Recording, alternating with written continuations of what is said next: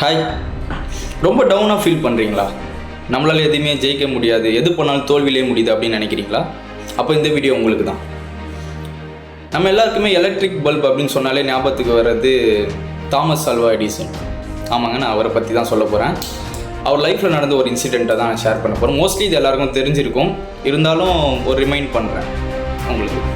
Okay, Thomas Alva Edison அவர் electric bulb கண்டுபிடிக்கிறதுக்கு முன்னாடி 1000 வாட்டி தோற்று போயிருக்காரு. 1000 வாட்டி தோற்று தான் அந்த எலக்ட்ரிக் பல்பை கண்டுபிடிச்சிருக்காரு. அவர் ஒரு வார்த்தை ஒன்று சொல்லியிருக்காரு, I have not failed, I have just found 1000 ways that won't work அப்படின்னு சொல்லியிருக்காரு. என்னென்னா, நான் தோல்வி அடையவில்லை, வேலை செய்யாத 1000 வழிகளை நான் கண்டுபிடித்தேன் அப்படின்னு சொல்லியிருக்காரு. ஸோ என்ன சொல்ல வரேன் அப்படின்னா, நம்மளால் இது முடியாது, இதால் நம்மளால் பண்ண முடியாது, எத்தனை வாட்டி பண்ணால் தோற்று போயிட்டே இருப்போமே அப்படின்னு நினைக்கக்கூடாது. ஒரு காரியத்தில் இறங்கிட்டோன்னா 10 வாட்டி நம்ம என்ன பண்ணுவோம், ஒரு 10 வாட்டி ட்ரை பண்ணுவோம், 11வது வாட்டி வரலன்னா அதை அப்படியே விட்டுருவோம்.